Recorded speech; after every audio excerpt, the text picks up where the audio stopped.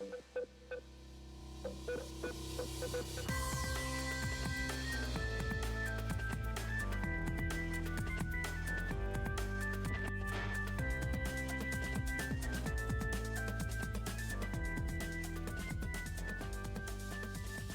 back to Burn the Haystack with Josh and Jesse. I'm Jesse. And I'm Josh. And this is a show all about saving the best and burning the rest. And today we are recording again from a new location in a boardroom this time. It's always changing. Always changing. Just got to keep mixing it up. But we are very happy we are not alone today. We have a very special guest. Super excited to welcome Dr.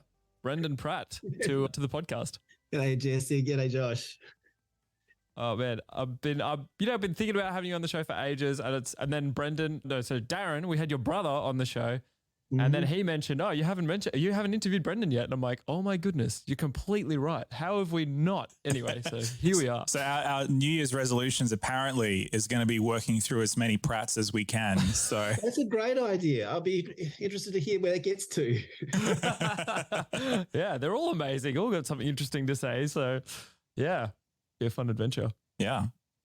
So Brendan, would you be able to just quickly introduce yourself for those in the show who haven't come across you before? I'm assuming that's going to be a very small subset of people, but for them nonetheless, who the heck are you, man? Who the heck am I? As you've just gathered, I've got brothers who are pastors. So I've got three of my brothers are pastors. One's not pastor. He claims he's the only one left in the family. I've got a sister who's a school teacher out at Mountain View. So I grew up in Mildura. I'm married to Amanda Buse. She didn't change her name when we got married. That's okay. And so she's an author. You've probably seen her name on things that around the place that she writes. I've got three boys, two of them are in uni now, both studying science. One of them's at high school.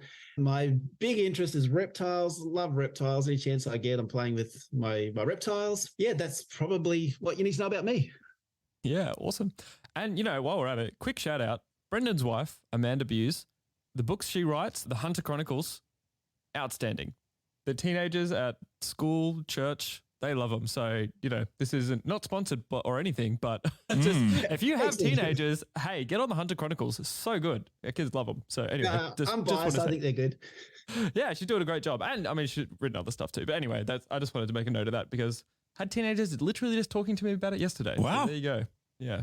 Very exciting times. I guess in your spare time when you're not busy doing stuff with reptiles and all that sort of other things, you do work for the church and you work in a very interesting position. So, yeah, it's pastor to pastors. It's called ministerial secretary for AUC, but it's pastor to pastors for Australia. Pastors development and how pastors are going and what resources or what challenges pastors are facing. We can address that. That's what I do for a job. And for extra fun, I did that PhD on consumerism, which is what we're chatting about today. Yeah. Yeah. Look, consumerism is a super interesting topic. I'm excited to dive into it. But look, just before, I think there'd probably be some people who are interested in what does it look like to be a pastor to pastors? Just a quick snippet, how long have you been doing it and what's some of the interesting things you're seeing right now? Yeah, so doing this job for 9 years now, what we're seeing now, I think the pastoral role is way more complex than it was 10 years ago and certainly 15, 20 years ago. They're just the various issues that pastors are working through, the various challenges that pastors are up against. And this is why I say to anyone, pray for your pastor because, it's just a way more complex job than it used to be. I get excited about working with pastors because I really do think pastors have the opportunity to lead transformative communities. And I think if we're going to impact Australia for the kingdom, then pastors are really critical in that. That's why I get excited about the job I do. I get excited about seeing pastors grow and develop. One of the exciting things is the variety of pastors we've got across Australia. I just see God using all kinds of people in all kinds of ways, all kinds of giftedness, and from many different backgrounds. Now we've got ladies and gentlemen who are just amazing people, and I get to work with them. Oh, that's cool.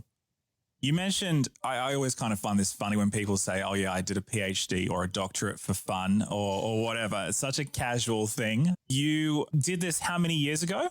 I graduated during COVID. So 2021 submitted, graduated 2022. So it's only just a fairly recent thing. That took 7 years to get it done. So I've been playing that game for a while.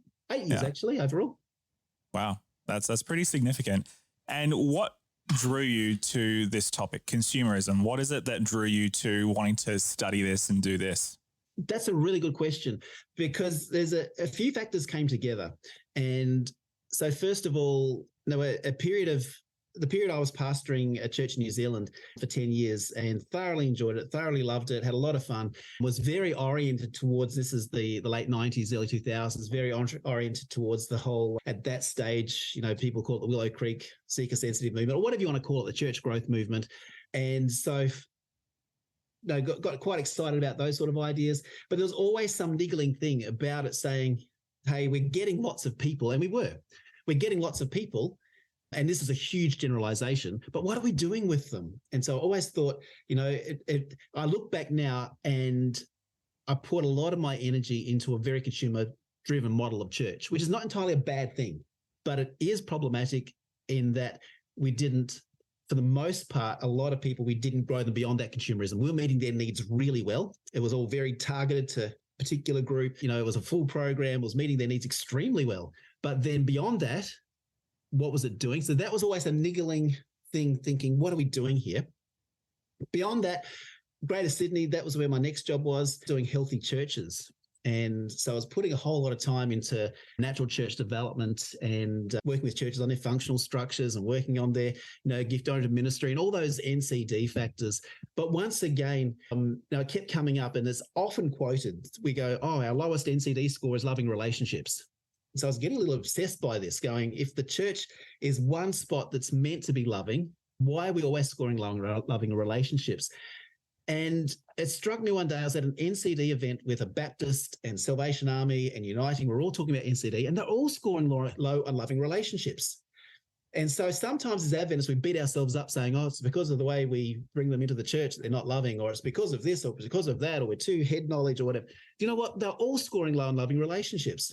And so that's when I thought there's something deeper going on here. And here we are tinkering on all these bits and playing this game, but there's something deeper going on with this. And so, put a whole lot of effort into discipleship. And for people who I work with in Greater Sydney at the time, we got obsessed going, hey, beyond all these structures and that, we've got to grow people as disciples. And so we wrote lots of disciple resources no one ever read that just filled up cupboards in churches. And once again, it was like, we're still missing the point. And that's when I got a bit obsessed by some stuff I was reading about our culture and how, as Australians, we were all becoming less loving towards each other, whether you were church or unchurched. And so that's when I got a bit obsessed by what's the possibility that while we're tinkering with churches, there's a much, much bigger issue going on in our culture that is impacting our church. And what if that's the big challenge need to think through? And so that's when I was reading more and more, trying to find out more and more about what was going on. And I've always been attracted to research. I always liked, studying. And so that's where the topic grew out of, is inklings that I was having that something just wasn't clicking, whether that was in my pastoral ministry, whether that was in what I was trying to do with healthy churches. And so then that's growing into, what does consumerism mean for faith development? What's consumerism mean for the church? And how can the church be an agent to inform some of those consumer challenges? So the PhD looks at both ways. What's the consumerism doing to churches, and what can churches do to address consumerism and inform our culture for a better outcome? Yeah. There's a lot to unpack there. Oh, yeah.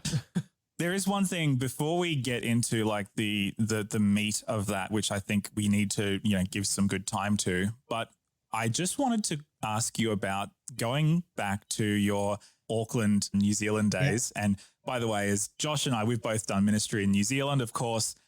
People still talk about you, Brendan, in New Zealand. Oh, yeah. Whenever I went to your church that you were pastoring over there, people were like, yes, the Brendan Pratt days. Those were the glory days of our church. Everything went, I'll stop. You know what? I love New Zealand. I love working in that church. Absolutely love New Zealanders. There's lots of things I look back on incredibly fondly about New Zealand. At the same time, I think there's some stuff that if I had the time again would do differently, because when you talk about glory days, we did put a lot of people there. People were coming, but did we grow them as I wish we would have? As a generalization, many did, but did we grow them as I wish they would have? The answer would have to be no, because a lot of them now have disengaged, and I think we presented a really good product of church, but then it became just a life choice that, hey, there's a better product, this product, and we're competing against not other churches, just other life choices.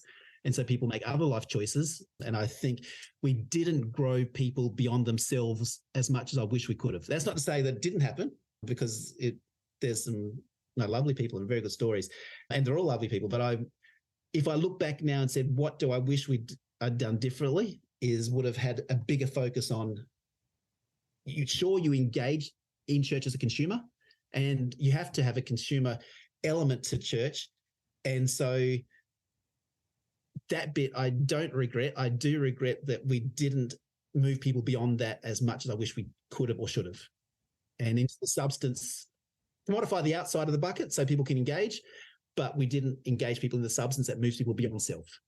Yeah, and that's what I wanted to ask you about, because, when we were getting into our ministry in the early 2010 sort of thing, when we were going through college and all that sort of stuff, Josh and I, the benchmarks were to some degree Willow Creek, but that was sort of still a very 90s thing. But then you had Andy Stanley and North Point Church. You had the emerging Elevation Church, which is, of course, like a big titan in the evangelical world nowadays. When I was an early, just in my internship, those were the churches that I was wanting to emulate. And I think to a certain degree, when young pastors are getting out into the workforce, when they're getting into ministry, a lot of them are looking at the big players to either copy or to aspire to. And they may not use the seeker sensitive formula anymore, or look to Willow Creek, but those are definitely the sort of the giants upon which the modern day elevations and, what have yous are built upon. Could you talk us through, just very briefly, and I know you've already touched on it, what was it that was driving that seeker-sensitive movement? What was the aim? And you've already touched on some of the regrets perhaps, or where the system falls short, but I want to drill down on that a little bit before we get into consumerism, because for so many young pastors, that's all they know and that's all they aspire to.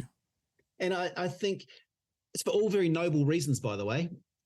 Well, maybe it's not all. I shouldn't say that, because sometimes people are in there because there is the possibility of making a name for themselves and whatnot. But I think if I look at Bill Harbers, if I look at Andy Stanley, if I looked at Irv McManus and some of those names that we quote, I would want to give them the best of motives. And I would certainly give the best of motives to lots of pastors who have poured their energy into that model. And it's not a problem pouring your energy into that. As I say, I love churches. I love big churches, little churches. I love dysfunctional churches. I love country churches. I love house churches. I just love churches. I think any time people get together to grow and serve, connect, share, worship, whether that's with thousands or whether that's with 10, I love it. Just love it. However, I do think there's some models of church, that all models of church have upsides and downsides. And the model of church that I was very focused on is not a bad thing. It's just, it got so much focused on, we're going to meet your needs, that we're doing that so much and we're going to make this work for you, that we neglected at times to think, what's it look like to grow people beyond that we're doing this for you, and instead we're living lives beyond ourselves and we're here to serve others rather than just simply consume a worship service or consume a program or consume whatever the product is that the church is giving. And so I think the church went into a consumer mode for noble reasons and for good reasons, to try and reach culture. Otherwise you're disengaged from culture and you don't connect with anybody. So at least that model at that period was connecting with people. It gave the opportunity to grow people, and people did grow. But I think at the same time, it got so consumer oriented towards, here's the target market. It was all faith brands. We presented as a faith brand. We talked about our brand. We talked about, here's the brand of what it is. And there's upsides to that. Downsides is we presented as a commodity and then wondered why our church members engaged as consumers of the commodity. So we were creating commodities for consumers to consume, but then wondering why they just consumed. And as I say, there's part of it that needs to be consumer driven to engage people into that community. It's growing people beyond that was the challenge, and still is the challenge, is always the growing beyond. I guess I get a little bit intrigued by some of the digital discipleship models I see now, which are basically, I think, some iterations of the church growth movement in a different way. It's still target markets. It's still we've got to meet needs. We've got to find out what they're thinking and meet that need. And which is not entirely a bad thing. The challenge will once again be, what do you do to grow beyond simply engaging as a commodity? And so it's still the same challenge, whether it's church growth, whether it's digital discipleship, it's just the same challenge in different iterations. And I think in some ways, the digital discipleship stuff, a lot of what's happening is even a more distilled version of that, because you're saying, okay, I'm gonna, start a TikTok account, or I'm gonna be a YouTuber or a streamer or whatever. And it's very much, I'm the personality, I'm the person. And you, a lot of the time, can disguise it as like I literally, Brendan, Josh, I was literally editing a TikTok video before we got on the call today that I'm going to post on the Signs of the Times TikTok account. Jesse Herford, TikToker, everyone. And it's not a bad thing. It's just, it's not the end point. And sometimes you can start thinking that the end point is the engagement with your TikTok or the number of people sitting in your congregation. You can think that's the end point, and you walk home going, hey, good, we ticked that box, realizing that's just the outside of the bucket. What's in the bucket really matters. And often we don't get to do what's in the bucket because we're so busy on the outside of the bucket. And I guess, as I look at digital discipleship stuff, and not criticizing them, because once again, it's just another iteration of the challenge, is that a lot of the stuff I read about, do this, do that, do this, do that, is exactly the same as what I was reading for Church Growth Movement.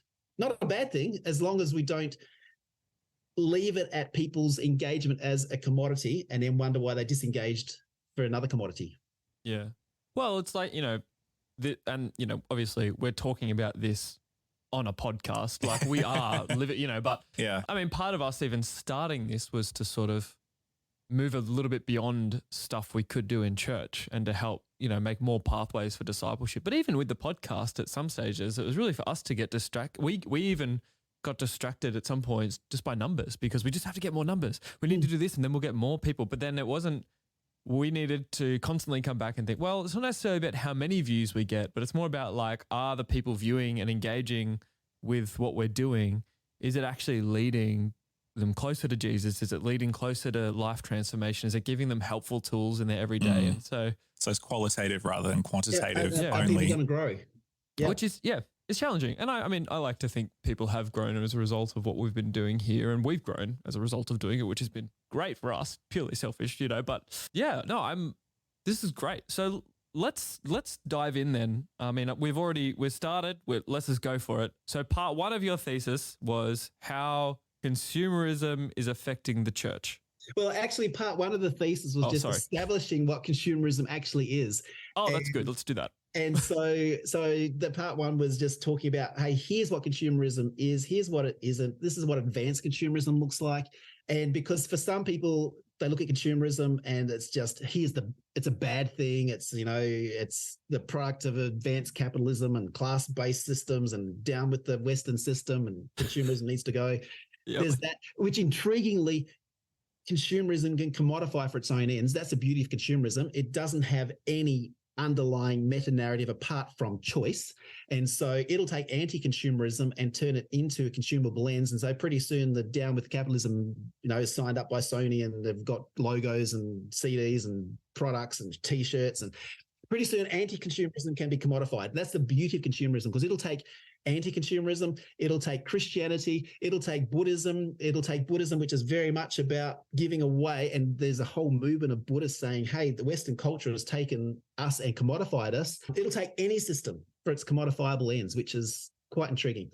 So consumerism also breeds incredible innovation. And there's lots of innovation in consumerism. There's lots of ways of thinking about engagement in consumerism. And we have consumerism to thank for our healthcare systems and our things we like about our society. And so trying to establish that consumerism is not just simply bad, and consumerism has lots of great, beautiful things about it. And so the first part of my thesis, just working through what consumerism, I end up saying, hey, consumerism is our attachment to what we don't own yet, or the experience we haven't had yet, and where your hope and identity and desire fit in that context. So, because often we've gone, consumerism is what I own. It's not what you own. In fact, if you loved what you owned, you'd be less likely to be consumer driven, because you'd actually value the product that you had and not be so attracted to the new version of it, or not be so disappointed that it's now out of date. So consumerism isn't about loving what you have. In fact, love what you have more so you don't discard it so easily. Consumerism is when you have your identity, your hope and desire tied up in what you don't own yet. And so I spent the first part working through what that is. Obviously, because hope and desire play in that game, that's also the spot where as Christians, as pastors, we're playing with the same stuff. We're playing with the same material of hope and desire. And so advertising takes the very same thing that you and I are trying to work with, hope and desire, and commodifies it. And that's the big challenge with our church members and us, because at any given moment, your church members at this very second are getting messages everywhere from the back of the bus, from the telephone, from their screens, telling them that they're not enough, they don't have enough, that something's not right with them. And we tell them the same thing, something's not right with you. But then the answer is given that this product is going to solve the problem. And so they're getting that message all the time. You and I are getting that message all the time. And so therefore, we're so easily able to take on that message that the better version of me is in this. And so hope and desire get squashed into commodity. And you and I are then trying to have them put their hope and desire somewhere else. So that's the challenge. Now, keep in mind that consumerism isn't a new idea. It's just the current iteration of selfishness. Consumerism is a way of a society institutionalized selfishness. And selfishness has always been the problem. And Paul, back in Romans 12, where he says, we get dragged down to this society's level of maturity, that we get conformed to the pattern of this world. It's always been the challenge. So it's not as if consumerism is a new challenge. Being conformed to the pattern of this world has always been the challenge. And at the moment, it's expressed in consumer grids and consumer constructs, which is where I get excited about. Yeah, wow. That's just opened all that up. Yeah. I mean, even just in that, I just reiterating that definition, it's our attachment to what we don't own yet. So how much of your identity, your hope and desire is tied up in what you don't own yet? So you can get people who might have a lot of possessions, keeping in mind on a worldwide scale, all of us in Australia are ridiculously wealthy, even the ones who, we say are below the poverty line, on a worldwide scale, ridiculously wealthy. Keeping in mind that you can get people who have a lot of stuff and score low on consumerism because their attachment is not in what they don't own yet. Or you can get people who don't have much but score high on consumerism because, once again, they think the better version of themselves is if I can get that stuff. And so it's not so much about what I own as what I don't own yet and how much of my identity and attachment is tied up in that. Mm. What's the relationship between consumerism and the other forms in which we create our identity? Because it feels like you could extrapolate that out as potential, whether it's academic potential or it's, fitness potential or achieving a certain position at the company or having a certain amount of kids. Are those sorts of desires, those hope streams for the future, do they fit under the consumerism umbrella, or are they different? They can do. They don't necessarily have to, but they can do. This is why consumerism is just the pool we're swimming in, because it can take any of those aspects and commodify. It can take anything. It can create dysfunctions that we never knew existed and tell us that we need this to fix that. It can commodify, family values. It can commodify community, and you end up with these pseudo communities. It commodifies health and fitness, and you mentioned health and fitness. That's probably the most commodified area of our culture at the moment, is that we've commodified health. Why? This is going down a rabbit hole, but why? Because consumerism is about death avoidance. In consumerism, you don't want to face death, because when you're death, you get consumed, you don't consume. This is why in consumer culture, we put the emphasis on young people. Some cultures value old people because they know the story. Consumer culture values young people and values youth, and that's why we give you products and operations to try and keep people young. And that's why you've got the 40 is the new 30, and 50 is the new 30, and 60 is the new 30, and Madonna's trying to teach us that 70 is the new 30. And so, because we want to stay young, health gives us that ability to supposedly avoid death. Now, you can be doing your health and fitness for all kinds of reasons. And as Adventists, we think health and fitness because our body's a temple of God, we're going to glorify God. Or you could be doing it for very consumable reasons in that, hey, I want to be this brand. And you do create your own brand. And consumerism teaches how to create our own brand or brands multiple. Because as I say, consumerism's only value is choice. It doesn't want to get fixed. It doesn't want to get fixed to one identity. It doesn't want to get fixed to one product. It wants endless choice. And we hate fixity in consumerism. That's why church members don't want to be fixed onto a roster because they want to keep all the options open. We live in a culture that doesn't even want to fix, gender or what. It just wants to keep the choices endlessly and open. And that's consumerism's big narrative, even though it destroys choice in the process. But that's a whole nother track. Mm. And I suppose very cynically as well, the longer we live, the more we have the opportunity to consume product for brand, and the longer we're on the hook. Yeah. And consumerism teaches us the ability to be different people at different stages and at different points, even in the same day. Once upon a time, we lived in agrarian cultures where you were known who you were and your family was known, the story was known. Consumerism has taught us how to separate a product from its story. We don't want to know the story about Nike shoes. We really don't want to know that. That's often a sad story. So we can separate the product from the story, but then we do that with people and ourselves. We separate. We don't have this big overriding story we're creating. We're creating mini brands in the mini moments, which has implications for when you're preaching, because you can be preaching. It can be treated as a commodity. It can be treated as an experience. You might get a person who's moved to tears because they've treated it as the experience, but then they've walked out of there, and by that night, they're doing something totally different to what they heard that morning, because it doesn't have to connect. It doesn't have to make sense. You're in that moment, you're consuming in that moment, and you have a category for how you consume that product, and then you have a category for how you consume another product, even if they're not internally consistent, because that's not an issue in consumerism. Wow, man. Yeah, this is making a lot more sense. So, I mean, okay, so would you say this is how it's affecting churches in this way? Or, I mean, I'm sure there's lots of ways.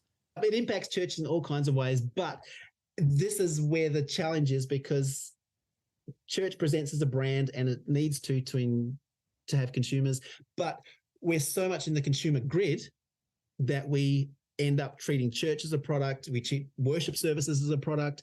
No, it's our ability to compare a worship service to lots of others, and what's in it for me is people are taught how to do that from young. They're already taught how to compare, how to commodify church. But then Christianity itself presents itself as a commodity. And so it also just becomes another life choice.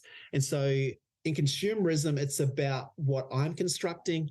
And that's probably the biggest challenge, is that when you think of a denomination, for instance, the individuality of consumerism challenges that, because it's, hey, I'll believe this, but I'll believe that, and I'll take this, and I'll take what Josh preached last week, but I'll take what Oprah says next week, and I'll take this little bit from there, and I'll take this little, and it doesn't have to be internally consistent. And so therefore, everyone puts together their own little construct, and you hear people talk about my truth.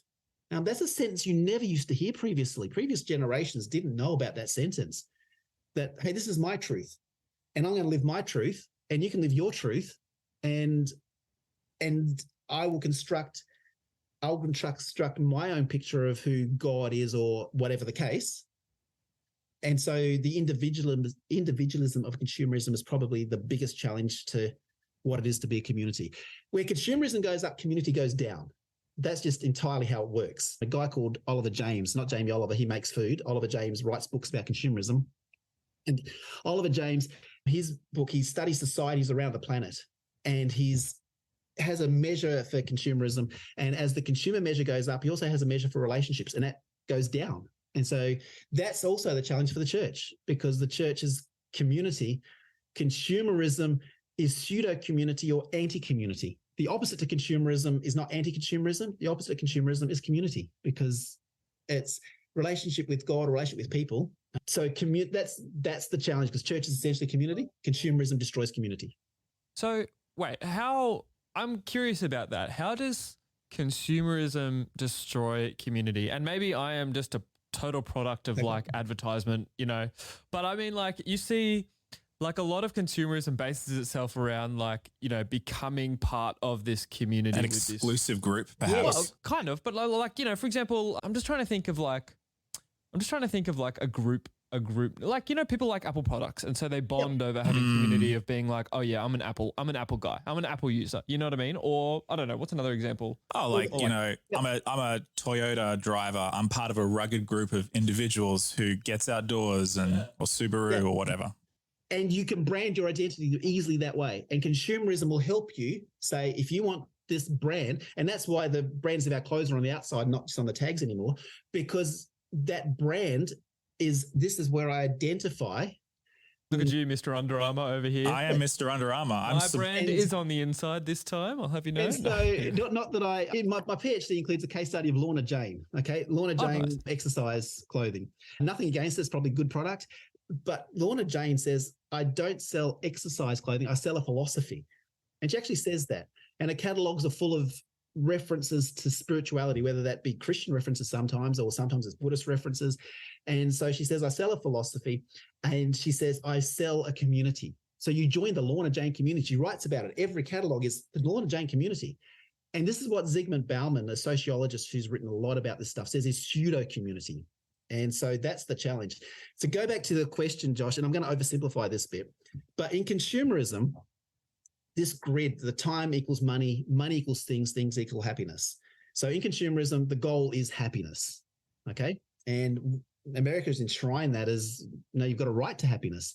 Have we? Joy and happiness are very different, but that's a different sermon. So time equals money, money equals things, things equal happiness.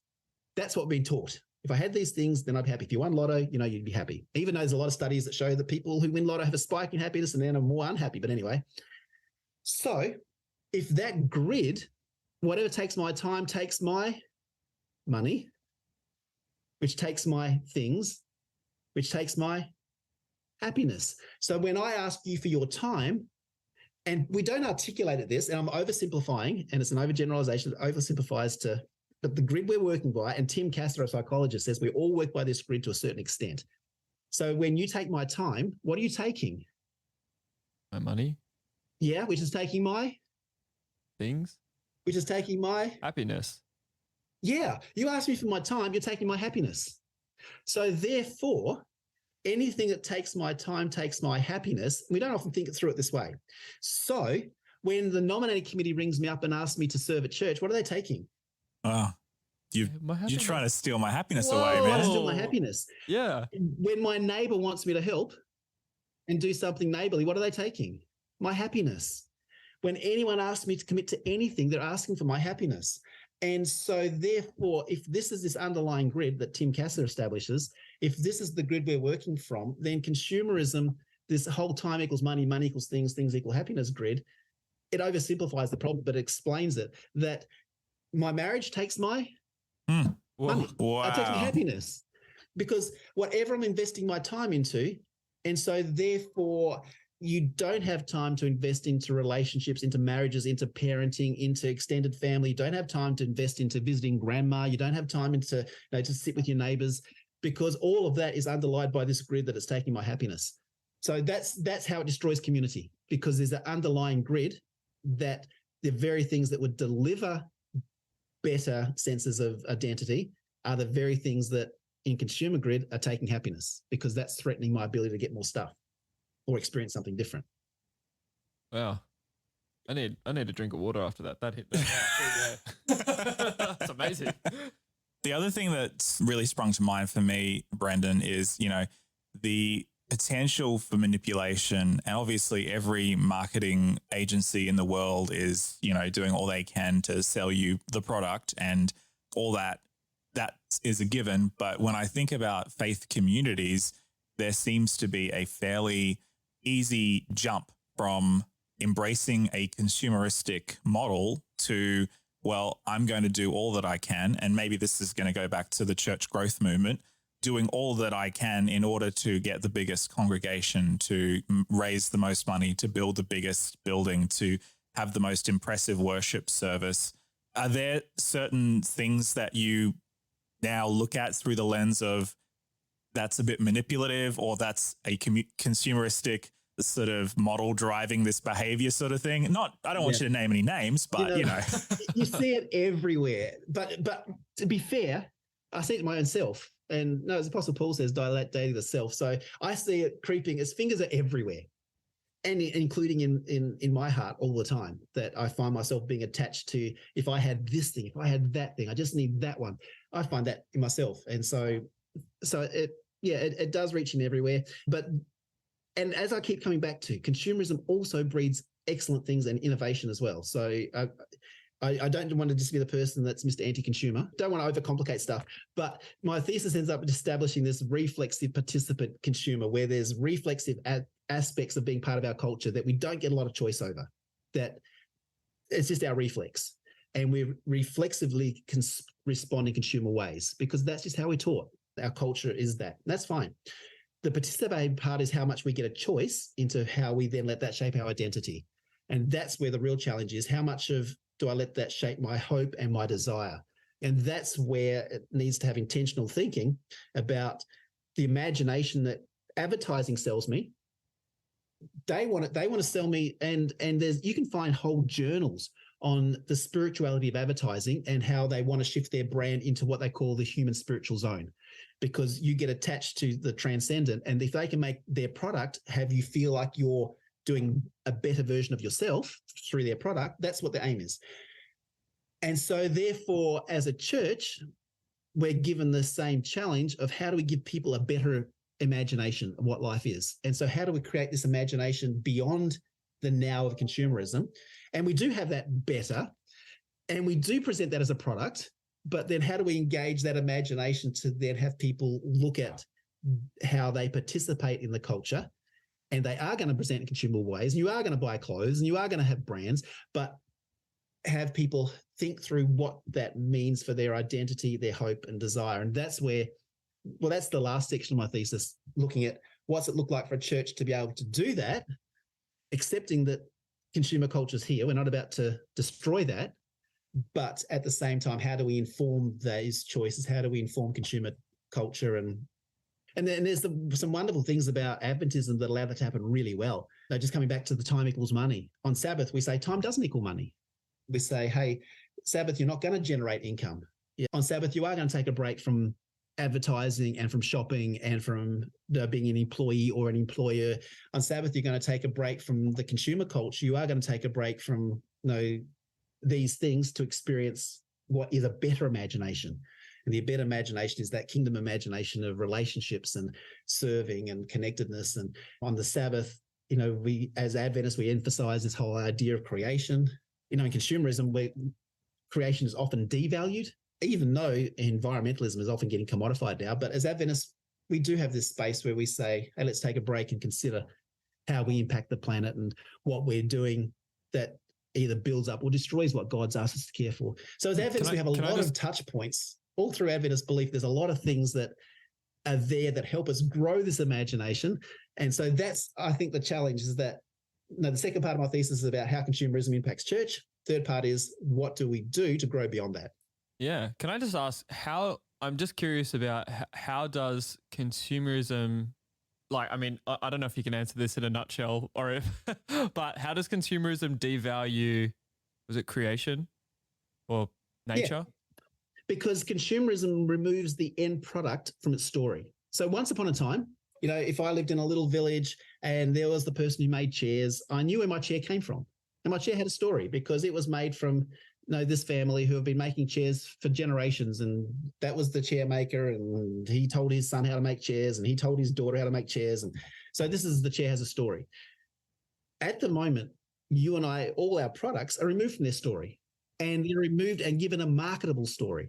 That we're given the story that advertisers want to give us of that product. And so, your Apple computer that you mentioned before, Think Different was their launching pad kind of thing that, hey, if you want to be a bit more innovative, if you want to be a bit more edgy, if you want to be more creative than these Dell users, then you have an Apple and you're a little more creative, a little more edgy, a little smarter, a little more innovative.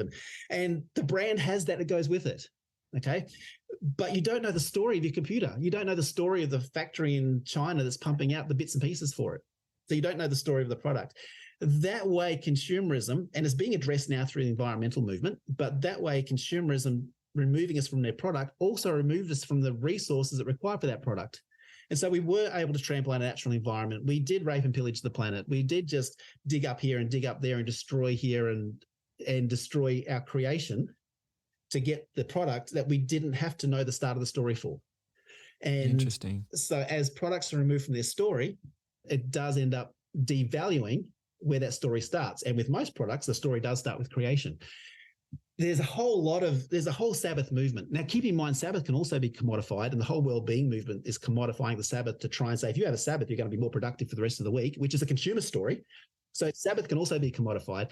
But there's this whole other Sabbath movement saying, hey, the Sabbath, if we gave creation a break from just using it and instead looked after it, then how much better would creation be? And you can read all kinds of reports on how the planet would be healthier, if we gave it a break. And as Adventists, we've already give ourselves a break. And the commandments remind us, give your animals a break. Everyone gets a break. And so we have a way to inform that and care for creation. As I say, creation care is becoming more popular at the moment and commodified at the moment. But as Adventists, we've always thought we're supposed to care for creation. And so there's a lot of things in Adventism that we can either commodify, health being one of them. We can either go through the commodified way of health, or we can say health exists for this bigger imagination. So there's a whole lot of touch points. But yeah, the creation care is something Adventists should be incredibly passionate about. But that's something that does get devalued in consumer culture. Something that I think I keep hearing you say, and please rephrase this if there's a better way to put this, but it almost feels like you're saying that consumerism, for better or for worse, it's just a necessary evil. It's a function of our society, the Western post-capitalist society that we live in. We have to live with it. We can't really escape it.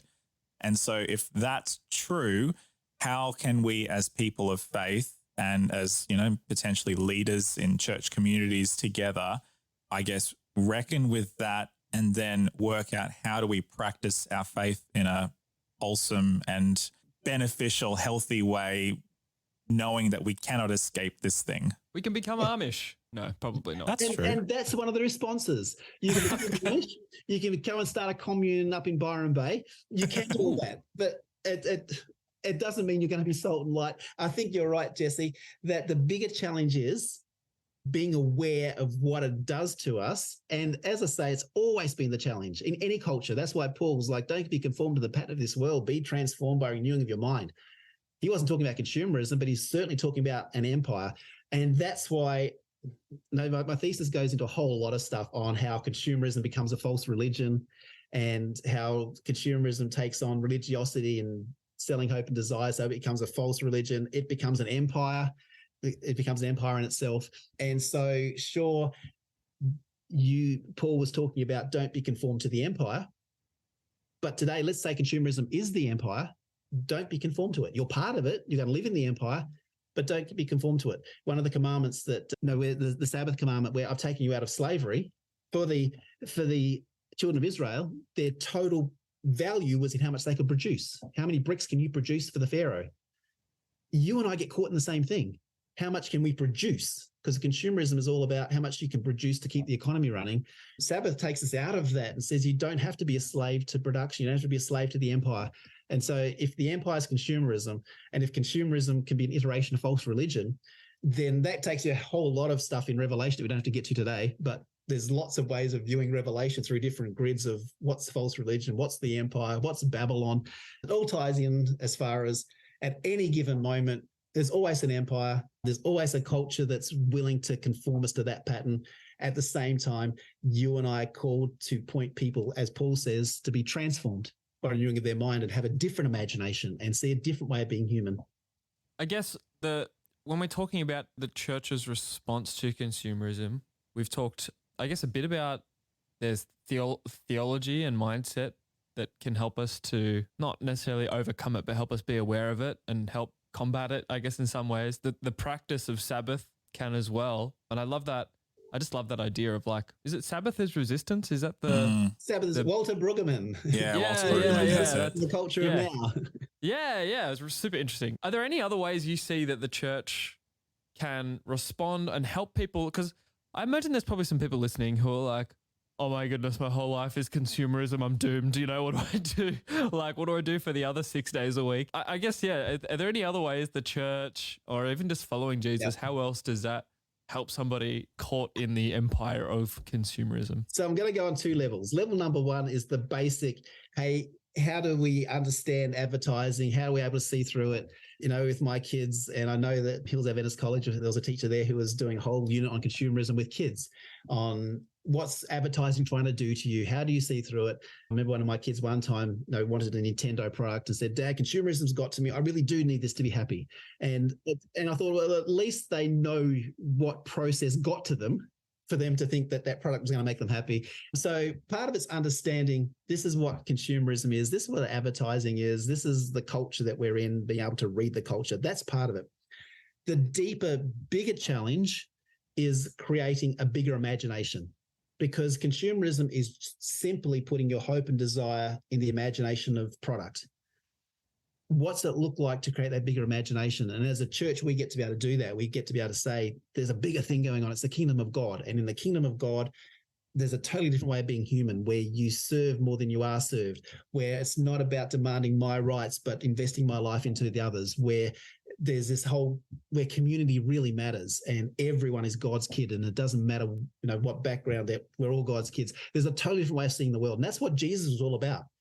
In Jesus, we have the bigger imagination. And so if we're teaching and modeling and drawing people to that big imagination, now, can you have a commodified Jesus? Certainly. And everywhere you look, you get commodified Jesus.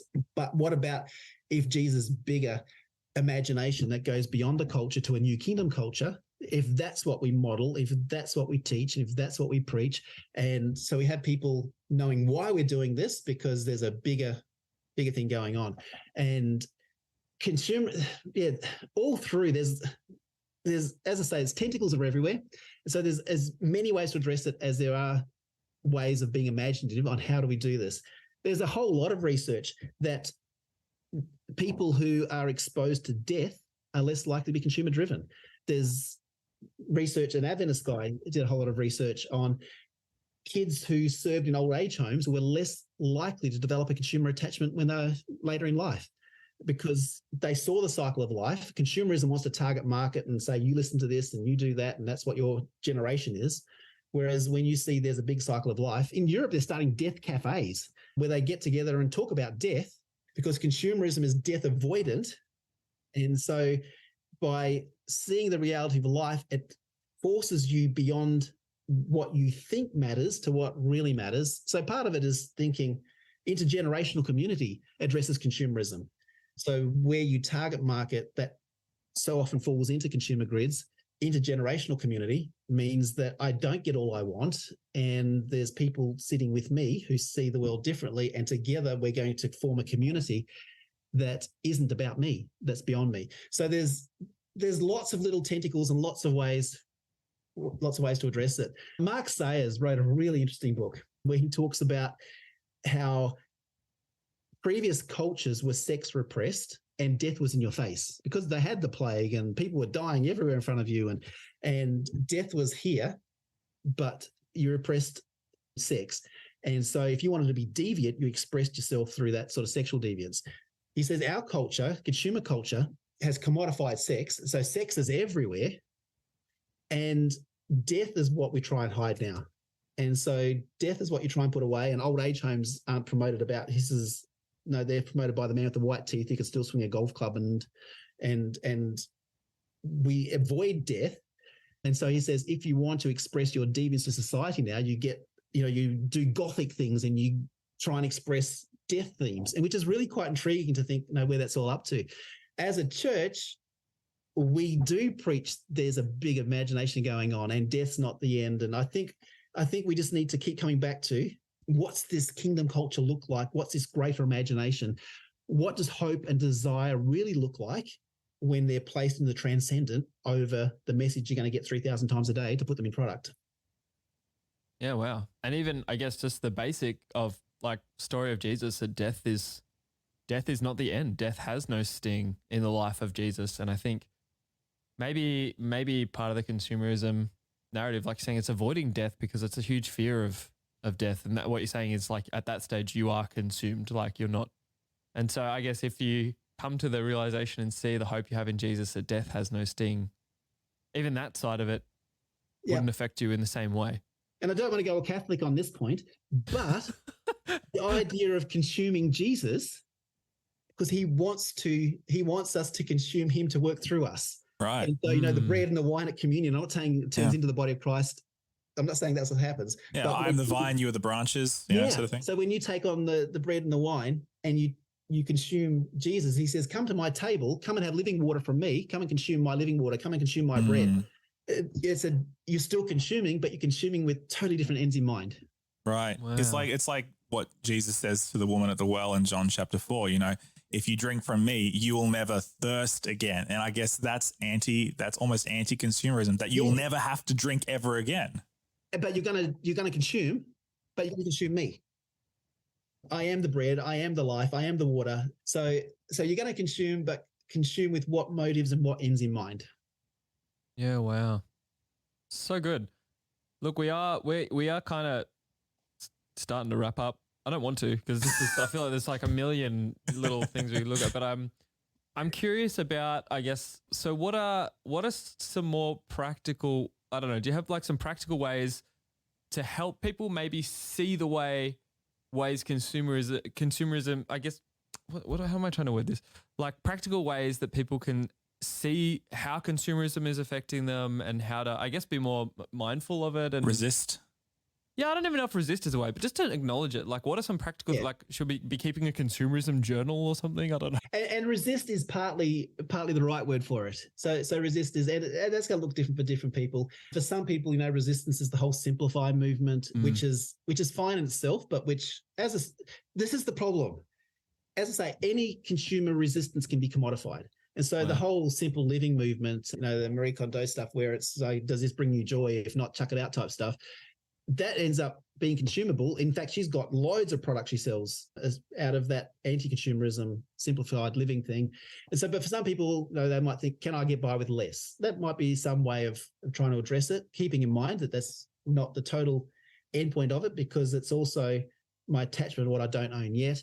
Clive Hamilton and Richard Dennis particularly, in his book on anti-consumerism, he's an Australian academic, but he's saying that, hey, consumerism is addressed by materialism, where if we actually valued material, where it came from, what it is, and valued my things, I'm not just going to discard. I'm going to think, what have I consumed? Why have I consumed it? And how am I going to have this impact the planet the least way possible? So there's little things like that we can think, what am I consuming? How am I consuming? The messages I'm getting, what consumer messages have I been given today? Just thinking through, why do I want what I want? Why do I want to buy that next thing? And what's that next thing going to be? It's not necessarily a bad thing, but thinking through, why am I doing this? And the bigger challenge is that whole, what am I doing? And Jesse, you came back to it before with the vine and the branches. What am I doing that connects me to the vine? Because really where consumerism is really addressed is in who God is and our picture of God, because we can either make a consumable God who's going to give us more products, and prosperity gospel often goes down that track, that it makes a God who fits into consumerism beautifully, because I don't have to address my consumerism. I'm just going to have a God who's going to give me more to consume. Or the God who's with us in all our choices, and a God who promises that I'll be with you, whether you've got lots or little or whatever the case, I'm going to be with you in that. And I'm going to be with you in your choices of what you consume. I'm going to be with you in your choices of when you go shopping, whatever it is. And with God changes consumerism, because with takes time. And time, coming back to that first problem of consumerism, time is one thing busy, rushed people don't have. And so when we have a with picture of God, then that addresses the very heart of consumerism. So at the very basis, it's reassessing who God is, your picture of God, and a with God, and taking time to grow with addresses the consumer problem. It's more, you can, as I say, you can find lots of ways to address consumerism that lots of people will have, but at its very heart, consumerism is about the transcendent. Consumerism is about hope and desire. That's the very area that we say hope and desire, and the transcendence is in God. And so at the very heart, consumerism is an issue of spirituality rather than an issue of capitalism or production. Yeah. I've noticed, like, I mean, I've by no means mastered consumerism in my life, but I've, like, in this past year and a bit, past year, I've been working a lot on my personal prayer life, and maybe we'll do an episode on this in the future. But part of it has been, like, at the end of every day, I'm trying to make this time of, like, prayer of gratitude each day, and that's just the focus of that prayer. Like, at the end of the day, even just on my drive home, thinking through all the things I'm grateful for in my life. And to be honest, I've actually noticed a shift in myself about, like, I feel like I want less things because I'm more grateful for the things I already have. What you have. It's at that time just spending God and, like, spending that time with God every day and just looking back and saying, you know what, I'm grateful this happened. I'm grateful for this. I'm grateful, like, even just like things that I've already thanked him for 100 times and just doing it over and over again. And I have found, like by no means I mastered it. I see ads for things. I'm like, oh, I would be happy with, but I'm just thinking, I think it has made a difference. I don't know. So, yeah. I think you're right. And I think that's where the challenge is connecting to the vine with that greater imagination, and that greater imagination addresses consumerism rather than say, let's fight consumerism. It's let's grow a greater imagination and asking yourself those questions about why I want this or why I don't want that, or who have I treated as the commodity today? Because we treat people as commodities. We turn people into things. Pornography is the ultimate example of turning people into commodity. But who have I treated people as a commodity today? What have I done today that reflect on what messages I've taken on from our culture or how I've engaged in culture? As I say, you're going to be a consumer. It's what outcomes and motives you do that with. Yeah. No, well, look, thank you, Brendan. I've really enjoyed our time together today. I know that it's been immensely helpful for me, and I know that it's going to be immensely helpful for all of our listeners. At the risk of further being a consumer, have you published your PhD thesis? Can people read it, buy it? You can find my PhD for free if you just search on it online. It's at Charles Sturt University. It's available in their library. Yes, I am working on a more consumable version of it. So there will be a consumable version that's a book and some talks and things. But yeah, if you Google Brendan Pratt consumerism, you'll find some talks on consumerism that I've done along the way. But the more consumable version is coming. Fantastic. Awesome. Looking forward to it. Yeah, well, I have to make sure we definitely get it and share it around, because it'll be really good. Like, this has been so helpful, and I'm sure there's so much more we could talk about. But yeah, so thank you so much for It's a pleasure. making the time. Hey, look, if anybody has anything, I don't know, is there a best way to, like, contact you if people are interested in learning more as well? Yeah, I guess. for sure. Just my email, brendanpratt@adventist.org.au, and I've got stuff I can send that, if they're saying, hey, I'm a parent, I want to know how to address consumerism with our children, or what have you got that's addresses consumerism for young people or for myself, or, I'm teaching a Sabbath school class. If you've got resources for consumerism, I've got all that kind of stuff sitting on my computer. I can just click reply and off we go. Awesome. Great. Well, hey guys, take advantage of that. Sounds like a really good resource. All right. Awesome. Well, thank you so much for joining us. Thank you, everybody. It's a pleasure. You are awesome. Stay awesome and stop consuming. I don't know. that is Consume Josh. with the right motives. Yes, that is Josh, Jesse, and Brendan out.